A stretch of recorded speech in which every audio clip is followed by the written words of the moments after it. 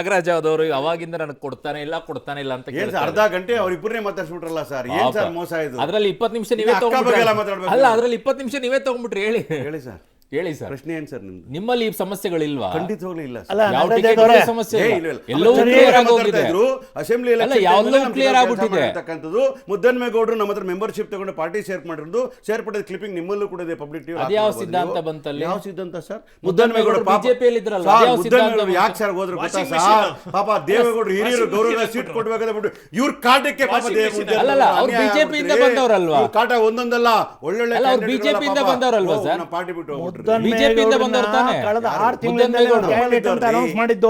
ವಾಪಸ್ ಬಂದ್ಬಿಟ್ರೆ ಸಿದ್ಧಾಂತ ಚೇಂಜ್ ಆಗ್ಬಿಡುತ್ತೆ. ಕಾಟ ತಲ್ದೆ ನಮ್ಮನ್ನ ಬಿಟ್ಟು ಹೋದ್ರಿ, ಇವ್ರ ಕಾಟ ಅಲೈನ್ಸ್ ಮಾಡ್ಕೊಂಡ್ರಿ, ಅವ್ರು ಸಹಿಸ್ಕೊಳಕ್ ಯಾರು ತುಮಕೂರು ಜಿಲ್ಲೆಯಲ್ಲಿ ಕಾಂಗ್ರೆಸ್ ಲೀಡರ್ ಯಾರು ಇಲ್ಲ ಅಂತ ಹೇಳಿ ಅಂತ ಬಿಜೆಪಿ ಕರ್ಕೊಂಡೋಗಿ ಈಗ ಟಿಕೆಟ್ ಕೊಟ್ಟಿದ್ದೀರಾ ಮುದ್ದನ್ಮೇಗೌಡರಿಗೆ.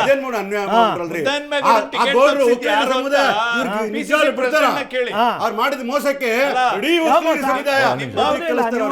ನಿಮ್ಮ ಈ ಮುದ್ದನ್ಮೇಗೌಡರು ಟಿಕೆಟ್ ತಪ್ಪಿಸಿದ್ದು ಯಾರು ಅಂತ ನಿಮ್ ಪಿಸಿಸಿ ಪ್ರೆಸಿಡೆಂಟ್ ಕೇಳಿ. ಏನಿಲ್ಲ, ದೇವೇಗೌಡರಿಗೆ ಅಕಾಮಿಡೇಟ್ ಮಾಡ್ತಾರೆ ನೋಡಿ ಸರ್. ದೇವೇಗೌಡರ ಮೇಲೆ ಗೌರವ ಇದೆಯಲ್ಲ ಗೊತ್ತಿಲ್ಲ, ನಾವು ಗೌರವ ಇಟ್ಟಿದ್ದಪ್ಪ ದೇವೇಗೌಡರ ಮೇಲೆ. ಮಾಜಿ ಪ್ರಧಾನಮಂತ್ರಿ ಅಂತೇಳಿ ಹಿರಿಯರು ಮುಚ್ಚದ್ದಿ ಅಂತೇಳಿ ನಾವು ಟಿಕೆಟ್ ಕೊಟ್ರಲ್ರಿ. ನೀವು ಕೊಟ್ರ? ನಮ್ಮನೆ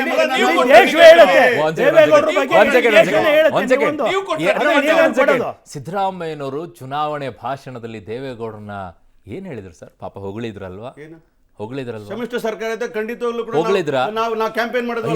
ಅವ್ರನ್ನ ಪಾಪ ಮಿಮಿಕ್ರಿ ಮಾಡಿಬಿಟ್ಟು ದೇವೇಗೌಡರನ್ನ ಅವಮಾನ ಮಾಡ್ಲಿಲ್ವಾ ಸರ್? ಇಲ್ಲ ಇಲ್ಲ ಇಲ್ಲ, ನೀವೆಲ್ಲ ತಪ್ಪು ತಿಳ್ಕೊಂಡಿದ್ದೀರ. ಆನ್ ರೆಕಾರ್ಡ್ ಅಲ್ಲೇ ಇದೆ, ಆನ್ ರೆಕಾರ್ಡ್ ಅಲ್ಲೇ ಇದೆ. ಅಷ್ಟೊಂದು ಗೌರವ ಇದೆಯಾ ದೇವೇಗೌಡ? ಒಳ್ಳೆ ಕ್ಯಾಂಡಿಡೇಟ್ ಸಿಟಿಂಗ್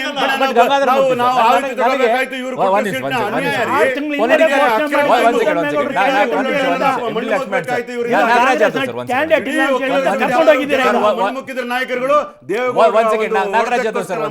ಗಂಗಾಧರ ಮೂರ್ತಿ ಅವರೇ, ಒಂದು ಹಳೆ ಮೈಸೂರು ಭಾಗದಲ್ಲಿ, ಒಂದು ಮೈಸೂರು, ಮಂಡ್ಯ, ಈ ಕಡೆ ಚಾಮರಾಜನಗರ, ಯದುವೀರ್ ಅವರನ್ನ ಕಂಟೆಸ್ಟ್ ಮಾಡಕ್ ನಿಲ್ಸಿದ್ರೆ ಬಿಜೆಪಿಗೆ ಲಾಭ ಆಗುತ್ತಾ?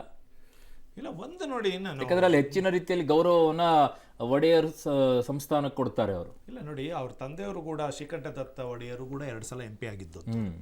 ಅವ್ರಿಗೊಂದು ಆ ಭಾಗದಲ್ಲಿ ಒಂದು ಗೌರವ ಕೊಡುವಂಥ ಕೆಲಸ ಆಗ್ತಾ ಇದೆ. ಮತ್ತು ಯಾವಾಗಲೂ ಕೂಡ ಅವರು ಈ ರಾಜ್ಯದಲ್ಲಿ ಗೌರವಯುತವಾಗಿ ನಡ್ಕೊಂಡಿದ್ದಾರೆ. ಅವರು ಮಹಾರಾಜರಾಗಿದ್ವಿ, ನಾವಾಗಿದ್ವಿ, ಈಗಿದ್ವಿ ಅನ್ನೋ ವಿಚಾರದಲ್ಲಿ ಅವ್ರಿಗೆ ಯಾವ ಅಹಮ್ಮು ಇಲ್ಲ. ಆ ಕುಟುಂಬಕ್ಕೆ ಹಳೆ ಮೈಸೂರು ಸಂಸ್ಥಾನದ ಪ್ರತಿಯೊಬ್ಬ ನಾಗರಿಕನು ಆ ಸಂಸ್ಥಾನವನ್ನು ನೆನೆಸ್ಕೊಳ್ಳೇಬೇಕು. ಅವ್ರು ಮಾಡಿರ್ತಕ್ಕಂಥ ಅಭಿವೃದ್ಧಿ ಕೆಲಸಗಳು, ಅವ್ರು ಕೊಟ್ಟಿರ್ತಕ್ಕಂಥ ಕೊಡುಗೆಗಳು, ಅದನ್ನು ಒಂದು ಶತಮಾನಗಳ ಕಾಲ ಮಾಡೋಕ್ಕಾಗದೇ ಇರೋಂಥ ಕೆಲಸಗಳನ್ನು ಅವ್ರು ಮಾಡೋಗಿ ನಮ್ಮನ್ನು ಸುಭಿಕ್ಷವಾಗಿಟ್ಟಿದ್ದಾರೆ. ಇವತ್ತೇನಾದರೂ ಹಳೆ ಮೈಸೂರು ಭಾಗ ಸುಭಿಕ್ಷವಾಗಿದೆ ಅಂತಂದ್ರೆ ಆ ಮನೆತನ ನಾವು ಜ್ಞಾಪಿಸ್ಕೋಬೇಕು, ಮರಿಬಾರ್ದು. ಅದೇ ರೀತಿ ಆ ರೀತಿ ರಾಜಮನೆತನದ ಸಂಸ್ಥಾನದ ಬಗ್ಗೆ ನಾವು ಮಾತನಾಡೋದು. ಆ ಮನೆತನಕ್ಕೆ ಒಂದು ಟಿಕೆಟ್ ಕೊಟ್ಟಾಗ ಭಾರತೀಯ ಜನತಾ ಪಾರ್ಟಿ ಒಂದು ಥಿಂಕ್ ಮಾಡಿದೆ, ಹಳೆ ಮೈಸೂರು ಭಾಗದಲ್ಲಿ ನಮ್ಗೆ ಅತಿ ಹೆಚ್ಚು ಹೆಲ್ಪ್ ಆಗುತ್ತೆ ಅನ್ನೋದನ್ನು ಭಾರತೀಯ ಜನತಾ ಪಾರ್ಟಿ ಕಾಣಿಸ್ಕೊಂಡಿದೆ. ಭಾರತೀಯ ಜನತಾ ಪಾರ್ಟಿದು, ಮೋದಿಯವ್ರದ್ದು ಮತ್ತು ಅಮಿತ್ ಶಾ ಅವ್ರನ್ನ ಮೆಚ್ಚಲೇಬೇಕಾದಂಥ 2 ಅಂಶಗಳೇನು ಅಂತಂದರೆ, ಒಬ್ಬ ವ್ಯಕ್ತಿ ದೇಶದಲ್ಲಿ ಅಥವಾ ಒಂದು ಭಾಗದಲ್ಲಿ ಒಳ್ಳೆ ಹೆಸರಿಟ್ಕೊಂಡಿರ್ತಕ್ಕಂಥ ವ್ಯಕ್ತಿಯನ್ನು ನಾವು ಚೂಸ್ ಮಾಡಿದ್ರೆ ಆ ಬೆನಿಫಿಟ್ ನಮ್ಮ ಪಕ್ಷದ ಎಲ್ಲ ಅಭ್ಯರ್ಥಿಗಳಿಗೂ ಆಗುತ್ತೆ ಅನ್ನೋದು ಚಾಯ್ಸ್ ಅವರು. ಈಗ ನೋಡಿ, ಬಿಹಾರಲ್ಲಿ ಕರ್ಪೂರಿ ಠಾಕೂರ್ ಅವ್ರಿಗೆ ರಾಷ್ಟ್ರ ಪ್ರಶಸ್ತಿ ಕೊಟ್ಟರು. ಹೌದು. ಮತ್ತು ಇಲ್ಲಿ ನಿನ್ನೆ ಮಹಿಳಾ ದಿನಾಚರಣೆ ದಿವಸ ಸುಧಾಮೂರ್ತಿ ಅವರಿಗೆ ರಾಜ್ಯಸಭಾ ಕೊಟ್ಟರು. ಯಾಕೆ ಅದು? LK ಅದ್ವಾನಿ ಅವರಿಗೆ ರಾಜ್ಯಸಭಾ ಭಾರತ ರತ್ನ ಕೊಟ್ಟರು. ಅವ್ರ ಯೋಚನೆ ಹೇಗಿರುತ್ತೆ ಅಂತಂದರೆ, ಒಂದು ವಿಷಯನ ನಾವು ಪಿಕ್ ಮಾಡಿ ಅದು ಜನಗಳ ಮನಸ್ಸಿಗೆ ತಲುಪುವಂಥ ವಿಷಯ ಆಗಿದ್ದರೆ, ವ್ಯಕ್ತಿ ಆಗಿದ್ದರೆ, ಅದು ಬೆನಿಫಿಟ್ಟು ಅಕ್ಕಪಕ್ಕ ಕ್ಷೇತ್ರಗಳಲ್ಲಿ ಆಗುತ್ತೆ ಅನ್ನೋದು. ಉದಾಹರಣೆಗೆ ನಾನು ಇನ್ನೂ ಒಂದು ಹೆಜ್ಜೆ ಮುಂದೆ ಹೋಗಿ ಹೇಳಬಲ್ಲೆ. ದೇವೇಗೌಡರು ಮತ್ತು ಮೋದಿಯವರು ಕೂತು ಕಳೆದ ಒಂದು 3 ತಿಂಗಳಲ್ಲಿ ರಾಜ್ಯದಲ್ಲಿರ್ತಕ್ಕಂಥ ಕಾಡುಗೊಲ್ಲರನ್ನು ಎಷ್ಟಿಗೆ ಸೇರಿಸಬೇಕು ಅನ್ನೋ ವಿಚಾರದಲ್ಲಿ ಭಾಳ ಮುಂದೆ ಹೋಗಿದ್ದಾರೆ. ಇವತ್ತಿನವರೆಗೂ ಪ್ರಧಾನಮಂತ್ರಿ ಮೋದಿಯವರ ಹತ್ರ ಆ ಸಬ್ಜೆಕ್ಟೇ ಹೋಗಿರಲಿಲ್ಲ. ಅದನ್ನು ದೇವೇಗೌಡರು ತೊಗೊಂಡೋಗಿಟ್ಟು ಆ ಸಬ್ಜೆಕ್ಟ್ನ ರೈಸ್ ಮಾಡಿದ್ರು. ಅವರು ಅದರ ಒಳಗುಟ್ಟು ಮತ್ತು ಅದರದ ಚುನಾವಣಾ ರಾಜಕೀಯ ಹೇಗಿದೆ ಅಂತಂದರೆ, ಒಂದು ಸಮಾಜಕ್ಕೆ ನಾವು ಹೆಲ್ಪ್ ಮಾಡೋದ್ರಿಂದ, ಒಂದು ಸಮಾಜನ ಒಂದು ಸ್ಥಾನಕ್ಕೆ ತೊಗೊಂಡೋಗೋದ್ರಿಂದ ಆ ಸಮಾಜ ನಮ್ಮ ಹಿಂದೆ ಕೈ ಹಿಡಿಯುತ್ತೆ, ನಾವು ಆ ಕೆಲಸ ಮಾಡಬೇಕು ಅನ್ನೋ ದೃಷ್ಟಿ ಇಟ್ಕೊಂಡು ಕೆಲಸ ಮಾಡ್ತಾರೆ ಹೊರತು ಯಾವುದೇ ಸುಳ್ಳು ಬೋಗಸ್ಸು ಮಾಡ್ಕೊಂಡು ಓಡಾಡೋ ಪ್ರಶ್ನೆನೇ ಇಲ್ಲ. ಒಂದೇ ಲೈನ್ ಅಷ್ಟೇ. ಹಾಗಾಗಿ ಕಾಂಗ್ರೆಸ್ ಪಾರ್ಟಿ ಇವತ್ತು ಯಾರ್ಯಾರ ಬಗ್ಗೆ ತುಚ್ಛವಾಗಿ ಮಾತಾಡುತ್ತೆ, ಹೇಗೆ ಮಾತಾಡಂತೆ ಗೊತ್ತು ನಮಗೆ. ಮುದ್ದನ್ಮೇಗೌಡರು ವಿಚಾರ ನಾಗರಾಜ್ ಯಾದವ್ ಮಾತಾಡ್ತಿದ್ರು, ದೇವೇಗೌಡರಿಗೋಸ್ಕರ ಮಾಡಿದ್ವಿ ಅಂತ.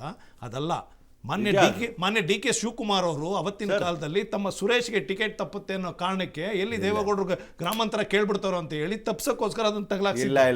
ಇದು ಸತ್ಯವಾದ ಮಾತು. ಅವ್ರನ್ನ ಮುದ್ದನ್ಮೇಗೌಡರನ್ನ ಕೇಳಿದ್ರೆ ಹೇಳ್ತಾರೆ. ಕೊಟ್ಟೆ ನಿಮಗೆ ಕೊಟ್ಟೆ. ಕೆ.ಪಿ. ನಾಗರಾಜ್, ಈ ವಿಚಾರದಲ್ಲಿ ಏನಿದೆ, ಹಳೆ ಮೈಸೂರು ಭಾಗದಲ್ಲಿ ಯದುವೀರ್ ಅವರಿಗೆ ಟಿಕೆಟ್ ಕೊಟ್ರೆ ಬೇರೆ ಕಡೆಗೆ ಇಂಪ್ಯಾಕ್ಟ್ ಆಗೋ ರೀತಿಯಲ್ಲಿ ಸಹಜವಾಗಿ ಕೂಡ ಆಗ್ಬೋದು, ಯಾಕಂದರೆ ಭಾಳ ದೊಡ್ಡ ಮನೆತನ. ಹಾಗಾಗಿ ಆದರೆ ಪ್ರಶ್ನೆ ಇರುವಂಥದ್ದು, ಯದುವೀರ್ ಅವರಿಗೆ ಆ ಥರದ ಒಂದು ತೂಕವನ್ನು ನಿಭಾಯಿಸುವಂಥ ಶಕ್ತಿ ಎಷ್ಟರ ಮಟ್ಟಿಗಿದೆ ಅನ್ನುವಂಥದ್ದು. ಯಾಕಂದರೆ ಯದುವಂಶದ ಮೇಲೆ ಕೇವಲ ಬರೀ ಮೈಸೂರು ಮಾತ್ರ ಅಲ್ಲ ಅರುಣ್, ಮೈಸೂರು, ಮಂಡ್ಯ, ಚಾಮರಾಜನಗರ ಈ ಕಡೆ ಭಾಗದಲ್ಲಿ ಭಾಳ ದೊಡ್ಡ ಮಟ್ಟದ ಗೌರವ, ಪ್ರೀತಿ ಇದೆ. ಆದರೆ ರಾಜಕೀಯವಾಗಿ ಅದು ವರ್ಕ್ ಆಗುತ್ತಾ ಅನ್ನುವಂಥದ್ದು. ಯಾಕಂದರೆ ಈ ಹಿಂದೆ ಶ್ರೀಕಂಠದತ್ತ ನರಸಿಂಹರಾಜ ಒಡೆಯರ್ ಅವರನ್ನೇ 2 ಬಾರಿ ಸೋಲಿಸಿದಂತಹ ಕ್ಷೇತ್ರ ಇದು. ಹೀಗಾಗಿ ಏನು ಯದುವಂಶದವರಿಗೆ ಕೊಟ್ಟಂಥ ತಕ್ಷಣಕ್ಕೆ ರಿಸಲ್ಟ್ ಅನ್ನುವಂಥದ್ದು ಗೋಡೆ ಮೇಲಿನ ಬರಹ ಅನ್ನುವಂಥದ್ದೇನು ನಾವು ಈ ಸಂದರ್ಭದಲ್ಲಿ ಹೇಳೋದಕ್ಕಾಗೋದಿಲ್ಲ. ಆದರೆ ಒಂದಷ್ಟು ಮಟ್ಟದ ಪ್ರಭಾವವನ್ನು ಅವರು ಬೀರ್ಬೋದು. ಸೋಲು ಗೆಲುವನ್ನು ಯದುವಂಶವೂ ಕೂಡ ಕಂಡಿದೆ ಈ ಹಿಂದೆ. ಹೀಗಾಗಿ BJPಯ ಈ ಒಂದು ಹೊಸ ರೀತಿಯಾದಂಥ ಒಂದು ಪ್ರಯೋಗ, ಅಂದರೆ ನಿರೀಕ್ಷೆಯೇ ಮಾಡದೆ ಇರುವಂಥ ಒಂದು ಪ್ರಯೋಗ, ಅದು ಅವರಿಗೇನೆ ಮುಳ್ಳಾಗ್ಬೋದಾ ಅಥವಾ ಅದರಿಂದ ಇನ್ನೂ ಹೆಚ್ಚಿನ ಲಾಭ ಆಗ್ಬೋದಾ ಅನ್ನುವಂಥದ್ದು ಈ ಇನ್ನೊಂದು 20 ದಿನಗಳಲ್ಲಿ ಗೊತ್ತಾಗ್ಬೋದು. ಆದರೆ ಒಂದಂತೂ ಸತ್ಯ ಇದೆ ಅರುಣ್, ಯದುವಂಶವು ಕೂಡ ಈ ಹಿಂದೆ ಸೋಲುಗಳನ್ನ ಕಂಡಿತ್ತು. ರಿಪೀಟ್ ಮಾಡ್ಲಿಕ್ಕೆ ಹೋಗುದಿಲ್ಲ. 2 ವಿಚಾರಗಳನ್ನ ಗಂಗಾಧರ ಮಾತಾಡಿರ್ತಕ್ಕಂಥದ್ದು. ಒಂದು ಯದುವಂಶದ ವಿಚಾರ ಇರ್ತಾರೆ, ಇನ್ನೊಂದು ಕಾಡುಗೊಲ್ಲರ ವಿಚಾರ ಇರ್ಬೋದು.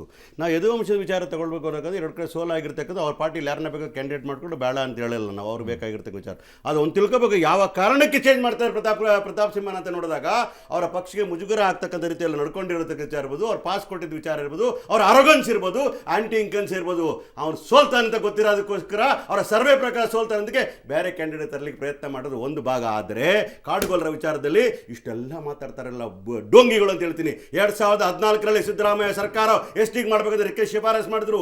ಇಡೀ ಸಮುದಾಯ ಹೋರಾಟ ಮಾಡ್ತದೆ, ಡಬಲ್ ಇಂಜಿನ್ ಸರ್ಕಾರ ಮಾಡ್ತೀನಿ ಅಂತೇಳಿ ಶಿರಾದಲ್ಲಿ ಬೈ ಎಲೆಕ್ಷನ್ ಪ್ರಾಮಿಸ್ ಮಾಡಿದವರು ಮಾಡ್ಲಿಕ್ಕೆ ಆಗದೆ ಇರೋರು ಇವತ್ತು ದೇವೇಗೌಡರು ಹಿಡ್ಕೊಂಡು ನೋಡಕ್ ಹೋಗ್ತಾರೆ. ಹಾಸನದಲ್ಲಿ 52 ಕಾಡುಗೊಲ್ಲರಿದ್ದಾರೆ, ಅವರ ಮತ ಬೇಕಂತ ಮಾಡಕ್ ಹೋಗ್ತಾರೆ. ಆ ಮತಕ್ಕೋಸ್ಕರ ಮಾಡಿ ನಾವು ನಿಮ್ಮ ಕಾಲಕ್ಕೆ ನಮಸ್ಕಾರ ಆಗ್ತೀವಿ. ಆದ್ರೆ ಇದನ್ನ ಮಾಡ್ಲಿಕ್ಕೆ ಹೊರಟವರು ಕಾಂಗ್ರೆಸ್ನ ಸರ್ಕಾರ ಮತ್ತೆ ಹೇಳ್ತಾ ಇದ್ರಿ, ಸಿದ್ದರಾಮಯ್ಯ ಸರ್ಕಾರ ಎಸ್ಟಿಗೆ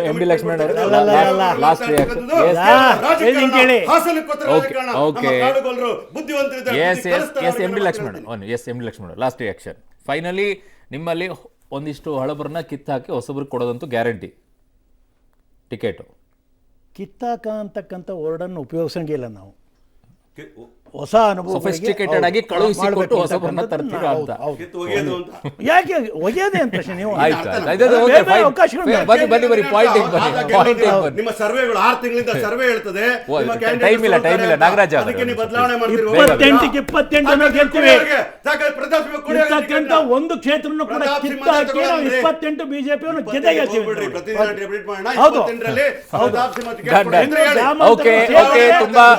ತುಂಬಾ ಧನ್ಯವಾದಗಳು. ನನ್ನ ಕಾರ್ಯಕ್ರಮದಲ್ಲಿ ಭಾಗವಹಿಸಿದಂತ ಎಲ್ಲರಿಗೂ ಕೂಡ ತುಂಬಾ ಧನ್ಯವಾದಗಳು. ನೋಡೋಣ, ಈಗಷ್ಟೇ ನಾವು ವಾರ್ ರೂಮ್ ಅನ್ನ ಮಾಡ್ತಾ ಇದ್ದೀವಿ, ಆದ್ರೆ ವಾರ್ ಇನ್ಮೇಲೆ ಶುರುವಾಗತ್ತೆ ಲೋಕಸಭೆಗೆ. ಈ ವಾರ್ ರೂಮ್ ಅಲ್ಲಿ ಇರೋದು ಬೇರೆ, ನಿಜವಾದ ವಾರ್ ಬೇರೆ ಗ್ರೌಂಡ್ ಅಲ್ಲಿ. ಅಲ್ಲಿ ಹೇಗೆ ನಡೆಯುತ್ತೆ, ಯಾವ ರೀತಿಯಾಗಿ ನಡೆಯುತ್ತೆ ಅಂತ